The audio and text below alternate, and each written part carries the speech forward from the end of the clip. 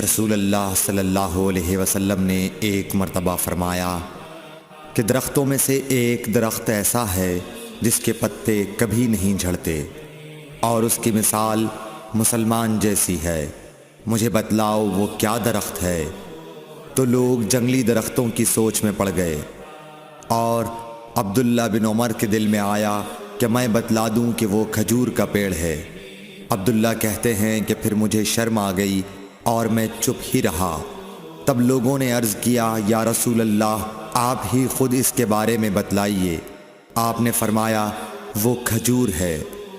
عبداللہ کہتے ہیں کہ میرے جی میں جو بات تھی وہ اپنے والد حضرت عمر رضی اللہ عنہ کو بتلائی۔ وہ کہنے لگے کہ اگر تو اس وقت کہہ دیتا تو میرے لیے ایسے قیمتی سرمایے سے زیادہ محبوب ہوتا۔ صحیح بخاری حدیث نمبر 131۔